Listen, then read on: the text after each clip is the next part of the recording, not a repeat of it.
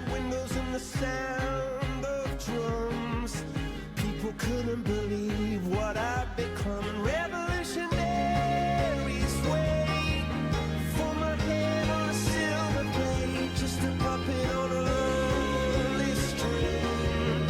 Oh, who would ever wanna be king? I hear Jerusalem bells are ringing, Roman cavalry choirs are singing. Mirror, mirror, my sword and shield, my missionaries in a foreign field. For some reason I can't explain, I know St. Peter won't call my name ever alone on this world, but that was when I ruled the world.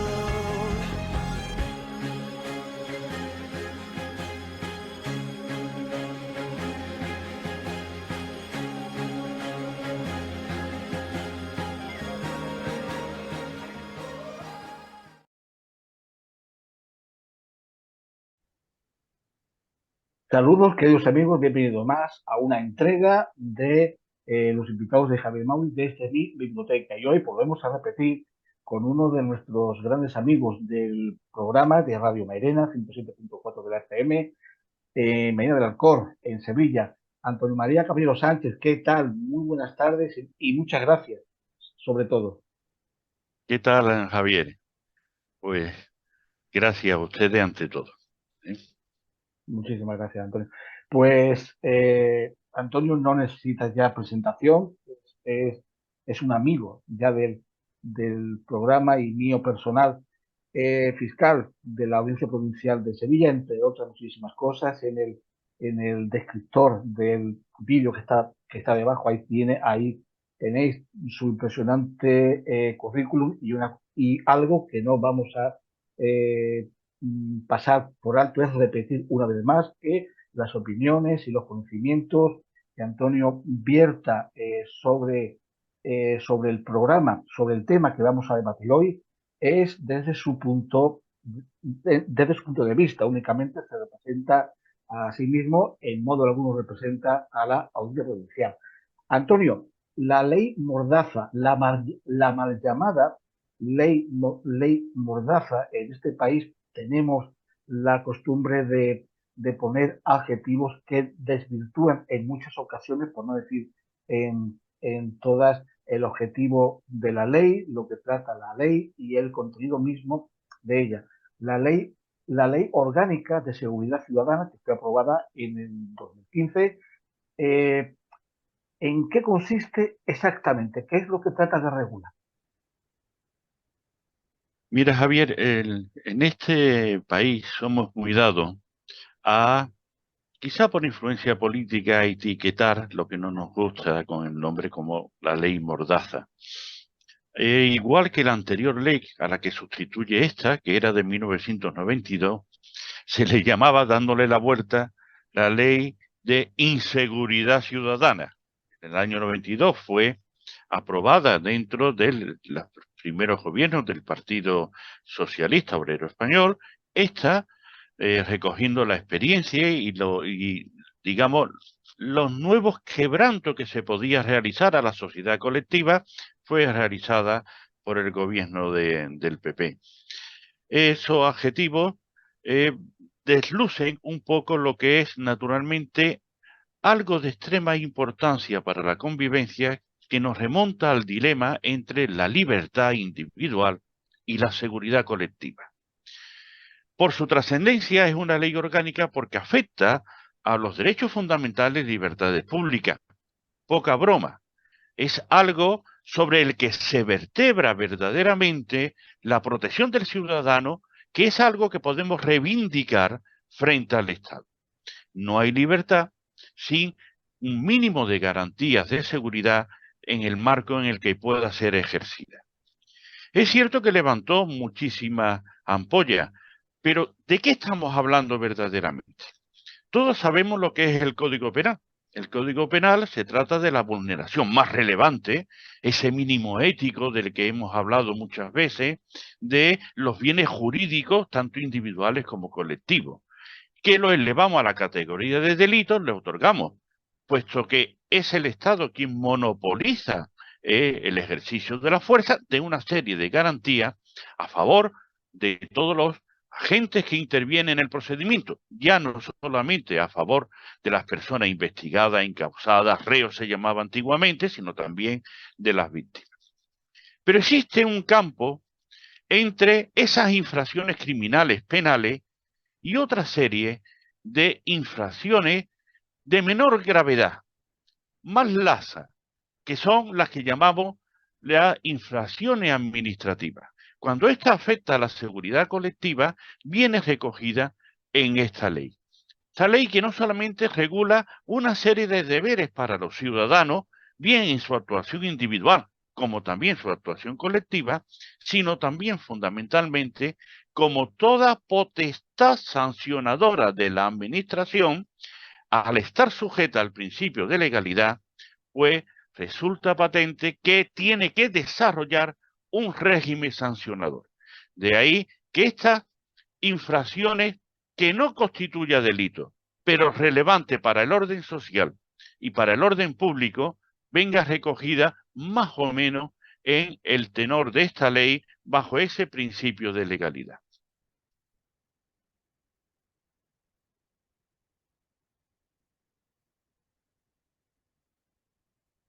Ahora que no encontraba, se me había desaparecido el micro y no podía darle. Eh, Antonio, hay muchísimos aspectos que esta ley trata de regular que han creado quizá por ignorancia, quizá por desconocimiento, quizá por frivolidad, y ahí los medios de comunicación tienen muchísimo que ver, el tema de la actuación policial. El grabar a un policía en sí, ¿hasta qué punto se considera delito? ¿Se considera delito grabar a un policía del Cuerpo Nacional de Policía o a un agente de las fuerzas y cuerpos de seguridad del Estado? El tema de la publicidad, de ese hacer fotografías a la actuación policial, ¿realmente qué es lo que está penado? ¿En hacer la foto a esa actuación, por ejemplo, de unos antidisturbios, o darle publicidad a esta fotografía en las redes sociales? Lo que viene como infracción administrativa es precisamente el publicar, darle difusión a las fotografías o imágenes o vídeos o grabaciones que han sido tomadas en la actuación policial, pero partiendo de la base de que la misma se realiza en un contexto de ilegalidad. Vamos al origen.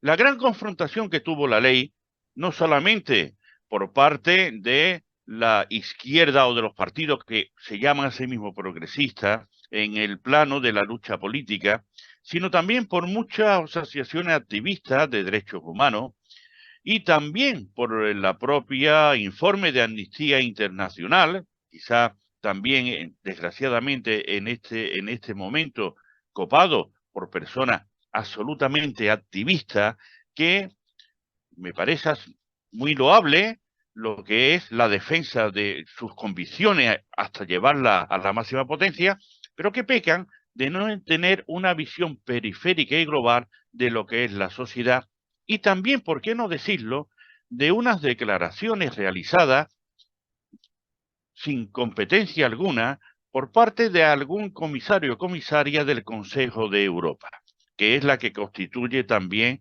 el Tribunal Europeo de Derechos Humanos, poniendo en valor o alertando de que la ley no trataba bien o limitaba de forma excesiva los derechos fundamentales a la libre expresión, como en este caso de la difusión de la imagen, a los de reunión y manifestación, sobre todo si es pacífica. Yo, sin embargo, no creo que haya una limitación exorbitante de estos, en la ley, de estos derechos fundamentales. Sí que puede haber un abuso de las competencias que otorga a los cuerpos y fuerzas de seguridad del Estado, pero su control es por otra vía, no por la norma legal, sino porque cede el principio de legalidad que habilita su actuación. Pero la norma en sí misma considerada no creo que infrinja dichos derechos fundamentales, al menos en la forma en que se expuso. ¿Qué pasa con el derecho, por ejemplo, de expresión o libre pensamiento y expresión? Que el mismo, como todo derecho fundamental, no es una seta que sale sola en el bosque, sino que tiene que tener en cuenta todo el entorno y otros derechos fundamentales que puede ostentar otras personas y que también debe ser respetado. Es decir, el libre ejercicio de la expresión nada tiene que ver con que yo vulnere la fama, el buen nombre o el honor de otra persona. Con la manifestación, ¿se prohíbe? No, son legales todas. Lo que existe es un compromiso precisamente para organizar lo que es la seguridad de comunicación con antelación. Y lo que tenemos que preguntarnos, ¿qué es lo que ocurre cuando esta, digamos, reunión o manifestación deja de ser pacífica? ¿Dónde está el límite o la competencia para restablecer el orden público y evitar daño a personas y al patrimonio? Esas son las preguntas que tenemos que plantear. ¿Que puede haber algún exceso? Sí, pero eso está ya contemplado y existen vías legales en este Estado de Derecho para reprender al mismo. Volviendo al tema, ¿qué es lo que pasaba entonces? Que se organizaban muchas manifestaciones. Venimos de las manifestaciones del 15M. Venimos de manifestaciones que se han rodeado instituciones fundamentales que nos representan a todos. El Parlamento, no digamos en Cataluña, donde Artur Mas entró en un helicóptero al Parlamento. Venimos de rodear no solamente parlamentos autonómicos, aquellas manifestaciones de rodear el Congreso de Diputados. Todas estas, digamos, por otorgar una mayor libertad a los cargos representativos y por la significación institucional suele prohibirse. Pero no solo aquí. Si miramos toda la regulación europea, se prohíbe en todos los países de nuestro entorno, mucho más en Francia, que es la que tiene una regulación mucho más severa, como lo vemos en las imágenes de, digamos, los chalecos amarillos, cómo se reprende, o los problemas de orden público. ¿Qué es lo que se prohibió? Se prohibió la difusión de esas imágenes en el ejercicio. ¿Podía ser eso prescindible? Pues indudablemente sí. Tampoco se permite que el manifestante esté encapuchado o tenga careta o cualquier otra que distorsione su personalidad. Eso lo prohíbe casi todos los países en nuestro entorno. Quizás sea la ley de seguridad ciudadana portuguesa la única que sí acepta que sean grabados los agentes y se le pueda difundir, en la creencia de que verdaderamente son representantes de la sociedad y que nada tienen que ocultar. Pero todos en los países de nuestro entorno, Alemania incluida, Bélgica incluida, que siempre tiene, digamos, la cosa de que es el país más propenso a la libertad, se prohíbe la difusión de imágenes con mayor o menor matiz. Hay alguno que exige que siempre que no ponga en peligro ni al policía ni su seguridad. O a veces siempre de que no se realice con finalidades atentatorias contra el orden público y la actuación policial. Quizá aquí no haya esa pequeña matiz, pero lo cierto es de que no está muy apartada de la regulación de nuestro entorno. Antonio, el tema de la identificación de una persona, cuando un agente de la autoridad nos exige que nos identifiquemos, tenemos la obligatoriedad de facilitar un documento en el cual se acredite nuestra identidad y de no tenerlo encima. Tenemos que acompañar a la gente a una comisaría más cercana para que proceda a nuestra identificación. Pero el tema del registro, el cacheo, si una persona se opone a ser registrada, el agente puede actuar en consecuencia exactamente igual. La ley también regula esto. La ley regula los dos supuestos. En el caso de la identificación, en el caso español, sabemos de que es obligatoria la identificación personal, llevarla encima, si no constituye una infracción. El tema está quizá en el abuso que pueda producirse, porque la competencia, recogiendo la doctrina del Tribunal Constitucional de los Cuerpos y Fuerzas de Seguridad del Estado, es que te intente identificar de la forma menos coercitiva posible. Es decir, si va un coche policial y tiene radio y comunicación, que dé los datos al registro oficial para que vea que efectivamente corresponde a la persona que dice ser. No es necesario, la palabra utiliza retener, que ya estamos un poquito para evitarla de lo que es una detención realizada por la infracción criminal, pero no deja de ser una privación temporal de libertad. No le podemos poner más etiquetas que esa. Lo que sí ocurre muchas veces es que se ha podido abusar y no se ha utilizado esa vía, porque incluso si ha utilizado en la identificación un nombre falso, eso también es una infracción a la Ley de Seguridad Ciudadana. Pero estas identificaciones tienen un control que a lo mejor la gente desconoce. Tienen que ser puestas mensualmente en conocimiento del Ministerio Fiscal.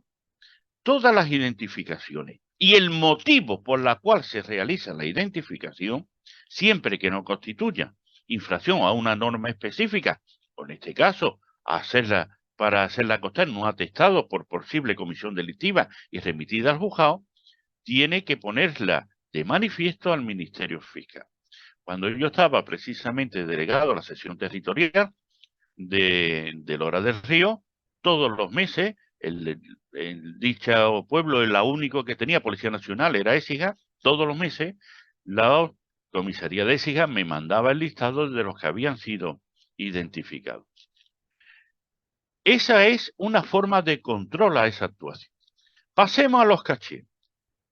El cacheo no es libre, y eso es lo que viene en la ley. Solamente puede ser realizado ante la sospecha de tener instrumento, bien de forma preventiva o efectos, en caso de que se tenga sospecha de una comisión delictiva previa, de, digamos, una previsión de riesgo para los demás o para la seguridad colectiva. ¿Qué significa eso? De que no es una cosa aleatoria. El agente policial, conforme a la ley, si hay un abuso, ya podrá ser aplicado el régimen disciplinario en contra de ello, tiene que poner de manifiesto la sospecha para solicitar el cacheo. Normalmente, ¿cuándo sucede ese cacheo? Suele pasar a las puertas de la discoteca donde hay riñas, donde hay antecedentes, que ha habido la utilización de arma blanca o de navaja, lo cual es muy común, o también en los supuestos en que se presuma que es poseedor, o al menos lleva, droga o sustancias estupefacientes, que también su posesión es un ilícito administrativo, aunque sean consumidores. Y está claramente regulado los supuestos y la forma en la que hace realizado. Por ejemplo, en el caso de una mayor o invasión, lo que es a el aspecto corporal, hay que hacerlo uno de un agente del respectivo sexo. Y viene así expresamente regulado. Te quería preguntar, Antonio, a tu juicio, por la experiencia que tienes, ¿cuál es el aspecto de esta ley que la gente menos entiende y que la gente más ignora y que sienta más conflicto, a tu juicio? El aspecto que la gente se puede estimar más constreñida, porque es cuando hay más, digamos, de infracciones cometidas, es los supuestos de la llamada ofensa o intimidaciones leves, resistencia o desobediencia a las órdenes de los agentes policiales. Eso está catalogado como dos tipos de infracciones, grave o leve. Normalmente son infracciones de naturaleza grave que viene establecida en el artículo 36. Y es verdad que tal como está descrito bajo el principio de legalidad esta infracción, ya advirtió el defensor del pueblo de que sería conveniente una mayor concreción de la conducta. No deja de ser un cajón desastre muy valorativo e interpretativo. Por ejemplo, Vamos a ver, Javier, si tú no entiendes la orden que te da un agente que cree que es exorbitante, ¿eh? Y que naturalmente nada tiene que ver con lo que está haciendo, ni tú has dado una muestra o sospecha, y te diriges a él y le puedes decir la célebre frase de Aristóteles: la autoridad que no se comporta como tal no merece tener consideración de autoridad. Bueno, pues según esta frase histórica de Aristóteles, puede ser interpretada de que es vejatoria. Y sin embargo, fuera de su contextualización, parece absolutamente inoficiosa, ¿no? No hay ninguna gravedad.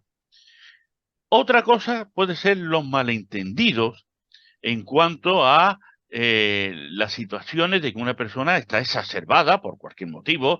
Por ejemplo, le han dado un golpe en el coche y para un policía y se pone a vociferar delante de ella y a bracear. Bueno, esto también puede constituir esa infracción y yo creo que hay que contextualizarla un poco. Bien, es cierto que no debemos olvidar que los agentes, aunque estén uniformados y ejerzan por delegación lo que es naturalmente el principio de autoridad, no dejan de ser personas y hay que tener una cierta consideración de personas. Por nuestras tradiciones jurídicas, pues siempre nos hemos llevado muy mal con los mandatos verdaderamente de las imposiciones de la autoridad.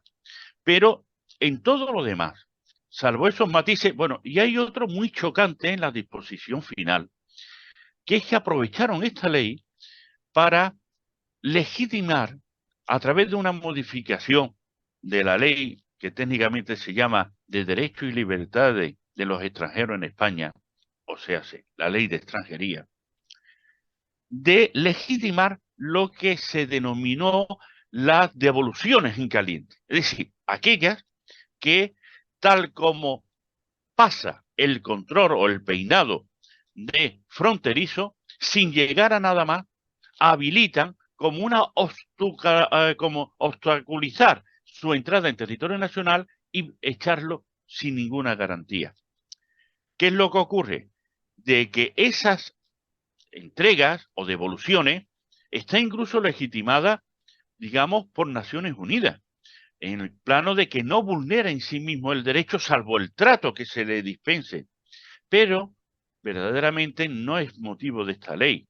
Debe de estar en la ley que específicamente regula todo el tratamiento de la extranjería en España. Pero quitando esos dos aspectos, los demás son claramente homologables. Por ejemplo, en Inglaterra no se exige el deber de llevar el DNI, pero es que te detienen si no te identificas. Detener. Detener y te pone a disposición judicial.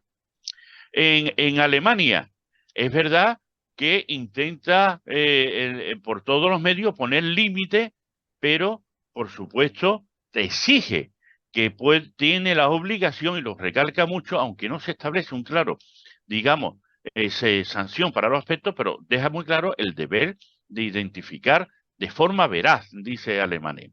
Francia, mucho más duro. Francia es que te detienen directamente. No dan mayor excusa. En los cacheos, en todos los países está permitido como un sistema de prevención. Cuestión distinta es el abuso y cuestión distinta es esa intromisión en la intimidad. Hasta qué punto, naturalmente, es razonable conforme a las circunstancias que se lleve. Pero en todo lo demás, en las limitaciones a las manifestaciones, el hacer responsable a los organizadores si incumplen el deber de comunicación, el cerrar calles incluso por materias de orden público, está permitido en todos, digamos, los países de nuestro entorno con el mismo sistema de protección de lo que es la seguridad colectiva. Antonio, y una última cosa que le pasó a un amigo mío, eh, va sobre el tema de la identificación de los agentes. Evidentemente descontamos los agentes del Cuerpo Nacional de Policía, de la escala básica, la policía local, autonómica, donde las haya, que van muy formados y eso es ya una identificación. Pero si pertenecen a los servicios de información, ¿qué sería obligatorio que ese agente del servicio de información que va de paisano se identificara? Un, un, un, un carné, por ejemplo, una placa si es policía, un carné si es guardia civil. El hecho de llevar en la vía pública un chaleco antibalas y una placa, eso ya es suficiente identificación. ¿Esto está recogido ahí o se recoge en otra ley? ¿Cómo es? Te explico, el deber de identificación no está técnicamente lo que es, naturalmente se identificará, no viene recogido aquí. El deber de identificación es como consecuencia de la actuación policial. Por eso dice, cuando el agente secreto, oiga usted, si está realizando una actuación policial, tiene que tener su placa para identificar. El problema es que cuando pedimos la identificación, a lo cual tenemos derecho y se tiene que identificar, a ver cuál es la persona que dice, agente, 7084994, que se queda con ello. Yo lo que aconsejo es que hay una forma más clara de esa identificación. La forma más clara de esa identificación es que como hay un registro, los telefonemas de teléfono, del lugar donde se encuentran los agentes, es solicitar a través del día, la hora, el lugar y el vehículo, si vienen o no desplazados en vehículo oficial, los agentes que han actuado en esa intervención, que la tienen que dejar reflejada por escrito. Es la forma mejor porque es verdad, tú le puedes dirigir a ellos y pedir cordialmente, se identifica usted, señor agente, si van con la placa ya se ha identificado, el número va debajo. Con lo cual te van a decir, es este. Y si no llevamos la gafa, pues no lo vamos a ver. O puede pasar, naturalmente, que te lo digan de corrido. O, ¿qué es lo que ocurre? Lo que ocurre es que la forma lógica, si han cometido un exceso y se le va a proceder a una denuncia, es no tanto la identificación en ese momento como los datos para poder ser identificados, que es igual de válido. Sí tienen obligación de identificarse, pero esa identificación no tiene que ser individualizada. Cuando se hace naturalmente una intervención de 4, 5 o 6, no va a decir, mire, yo soy el agente tal, este es el agente número cual, ese es el agente número cual, ese es el número cual. Y ahora es que venimos a separaros porque estáis en una pelea. No parece absolutamente lógico. Lo que tiene que ser la actuación es proporcional. Y al ser proporcional, si hay un exceso, su propio sistema disciplinario es bastante duro y se encarga en reconducirlo y cuando no, también hay acusaciones en el ámbito penal cuando provoca cualquiera de los delitos. Escuchas ilegales, detenciones ilegales, existe una especialidad dentro de los derechos de los delitos contra las libertades públicas agravada que solo puede ser cometida por funcionarios públicos o agentes policiales. Muy bien. Antonio María Caballero Sánchez, muchísimas gracias por esta clase, como siempre, magistral. Creo que quedamos muy bien informados, que falta hacía y falta hace sobre la ley de seguridad ciudadana. Muchísimas gracias, Antonio. Un abrazo, Javier, encantado. Cuídate.